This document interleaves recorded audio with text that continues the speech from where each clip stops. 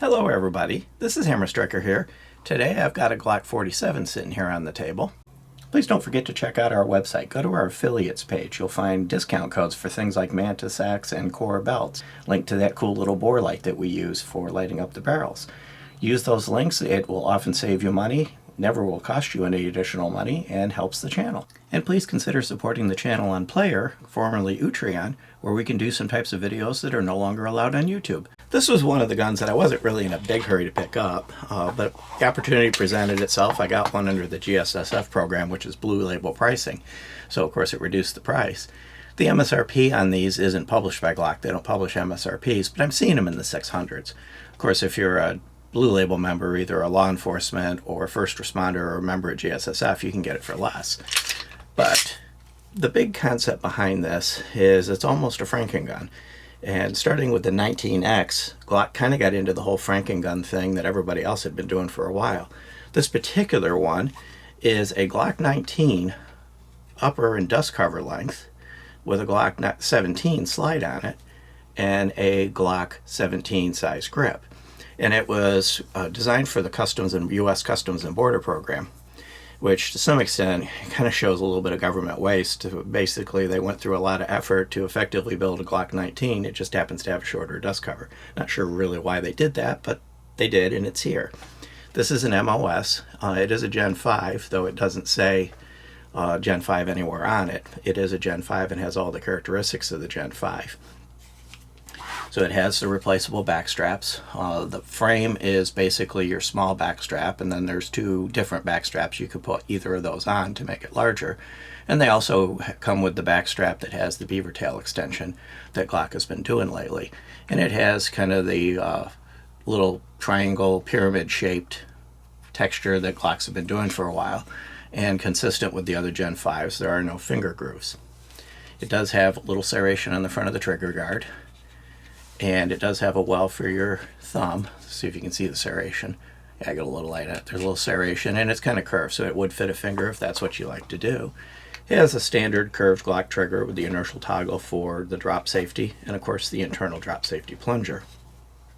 And front and rear serrations that are easy to get a hold of and use. They're standard Glock serrations. They didn't do anything fancy with them. And it has the typical U-dot Glock sights that I happen to like. I'm able to shoot these sights well. But if you don't like them, the rear is dovetailed, the front is a screw underneath, so you don't need any special tooling, just a screwdriver, and you can change these out, and they'll take any standard Glock sights that you could find for a 17 or anything else. So sight availability is all over the place. And of course, with the optics ready, it does come with the plates. Glock comes with the full selection of plates. They're in the box. So you take this cover off, put the appropriate plate on for the optic you want, and pretty much every optic will fit on one of the various plates. The Glocks are one of the ones I've had the easiest time putting optics on. So if you look at the 47 here, it's got the Glock 17 size grip, as I mentioned earlier, 17 rounds. So it's 7.95 front to back with the flush magazine in it, which isn't super flush, it kind of sticks out a little bit. It's 5.47 tall. And the overall width, including all the controls and everything, is 1.34, and the slide's 1.0. Very typical Glock. It's consistent with all the other Gen 5s. They didn't make any dimensional changes that matter other than the shortening the dust cover off. So trigger hasn't really changed either. It's a Gen 5 trigger.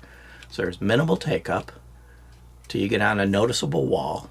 There's a little bit of pull through it. It's a slighter, softer wall than the Gen 4s. The Gen 4s tend to have a sharper wall. It's a little bit lighter and just a little bit longer pull through. There's the reset. The reset is kind of almost all the way out, but the overall travel is so short that effectively it's a short reset. I'm right on the wall, no additional take up. And then again, pull through that lighter, softer wall with a little bit of travel through it, and it breaks. I wouldn't call that creep because it's very consistent. It's very smooth, it's very consistent, and relatively short. So overall, it does have a good trigger if you like the Glock Gen 5's triggers, and this will be the same as any of the others. So you might wonder, okay, what else is it like? Well, here is the Glock 49. And the Glock 49 is very similar, except instead of a 17 size grip, if I flip them around, it has a 19 size grip. So the Glock 49 is basically a Glock 19 frame end to end with a Glock 17 slide on it, with of course the extension. So it's not truly a Glock 17 slide, but it's the same dimensions. And the Glock 47 is a 17 grip and a 19 upper side part of the frame. And then if I have a real 17 right here, if I put them side by side, you'll see that all three of these guns that are the Glock 17 upper are effectively the same size. It's kind of hard to see on the camera, but if I turn them, they're all the same if I get them lined up straight, other than of course the grip. So kind of depending on what you're wanting, if you want the shorter, this is a 49 that I've got here. If you want the shorter grip and the shorter upper part of the frame, you go with a 49. If you want a 17 size grip with the 17 size capacity and the shorter upper frame, you go with a 47. And then of course there's always the actual 17 available. All of these are available, with the weirdness that the Glock 49 is now hard to find on Glock's site. If you search right, you can get to it, but if you look at their matrix of guns, it's not in that matrix of guns, so that's kind of strange. And by the way, this 49 is in a MOS, and you see there's the Siley Wolf X Pro optic on it. We are now part of the Siley affiliate program, so we now have a discount code, and it's HAMSTR. It only works on their website. It doesn't work on Amazon Presences or Optic Planet, stuff like that, only on their website. But of course, they still follow the same rules for a review. If we get an optic for them to review, we do a full review regardless of the affiliate program, and if it's good, it gets a good review. If it's bad, it gets a bad review. It's a fair, honest review, and the discount is worth 10%, so it can save you a little bit of money on their website. But again, it only works on their actual website.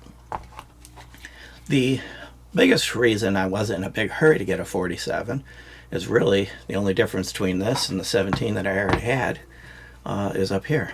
So, you know, kind of wasn't a real big drive, but it came a point where I wanted to do two things. Number one, I want to put an optic on it. The particular optic I'm going to put on this is something I actually can't show on YouTube because of their rules. So it'll be on our page or player site when I actually do it.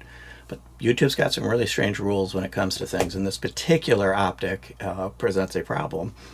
And we'll also have it on Rumble. I'm going to do a review of the optic by itself with no firearms involved, just the optic just like it were a camera. But I can't actually put it on a gun and put it on YouTube at the same time. So I bought this to host that optic, and I also intend to install an option that goes here that comes from Glock that you also can't put on YouTube because of their rules. That will also be on our Rumble and Player Presence. So I kind of had a reason to buy this. I needed a host for some of those things I was going to do. But as you see it sitting here in my hand, it's in exact factory configuration. So of course, one of the questions you might have is anything different in the internals? The answer is no.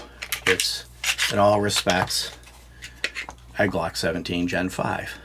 It's just shorter. So you have the really robust but rather short front rails. They're steel. They're embedded in the body of it. Locking block. And then the rear rails that are also embedded in the body of it. This setup has proven to be very reliable over the years and very durable. Fire control group back here. Of course, this is a Gen 5, so it's got the Gen 5 fire control group, which looks the same. If you had to line them all up, they look almost the same. There's a little difference in the way this is set up with that hook at the end, but overall they would look very similar. Dual recoil spring. Notice the recoil spring, like any of the longer slide Glocks, which this is effectively a longer side of a 19. It'd be a long slide 19. The recoil spring ends here, and then that hole is so that you can get to the screw. If the barrel wasn't in there, pull the barrel out. If the barrel wasn't in there, you can get to the screw, which is, this is a little hex nut. That would be to remove the sight if you wanted to replace the sight. It's just a screw that screws into the bottom of the sight. And other than that, if I set it aside, typical Glock, it has the oblong drop safety plunger that has become characteristic of the Gen 5s. But other than that, cleanly machined, nothing fancy, no decoration, just what it takes to make it work, but very well done. The machining on Glocks are very consistent and well done. This is the 4.49-inch Glock Marksman barrel, which looks very similar to all of the other barrels, other than the Gen 5s have a hybrid rifling. If I can get the camera to focus on it. It's a combination of polygonal. There it goes. It's a combination of polygonal and conventional rifling, and they call it the marksman barrel. I haven't really noticed it to be particularly different in function than the regular polygonal, but it does work and it didn't degrade anything. And of course it has the standard Glock feed ramp. They're not polished, they're not fancy, but they do tend to work. Feeding issues in Glocks are relatively rare. Putting it back together, well, that's just as easy. Slide the barrel in. Some of these longer slide ones can be a little twitchy if you get the barrel sideways. Sometimes it'll want to hang up and you just have to fix it, but it's not difficult. Boom, back together. Just as easy to live with as any other Glock. And it's just kind of interesting that Glock has kind of adopted doing these various Franken guns. Of course, this one was designed for a law enforcement agency to their specs, but Glock did some of that stuff on their own even before that, and they just kind of continue it. Allegedly, it has parts compatibility with the Glock 17, the 19, and the 45 Gen 5s, the MOSs, according to Glock's website. That's actually on their website, which is also an unusual thing for Glock to publish. They tend to kind of be very conservative in what they say and put out there. Is it a nice gun? Absolutely. If you have a 17, do you need to dump it and get one of these yesterday? Nah.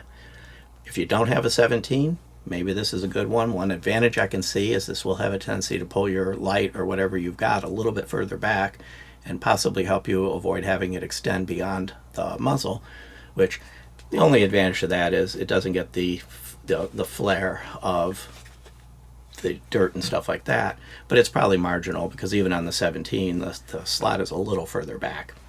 So overall, I don't see a huge reason for this other than it's here and it does work, and it worked well at the range. Beyond that, if you like our video, please give us a thumbs up, share, subscribe, click that bell to be notified. Check us out on Facebook, Instagram, Player, Rumble. We're pretty much everywhere. And check out Player and Rumble in the not too distant future when I show this with some of the accoutrements on it that I can't show here. And have a nice day. Thank you.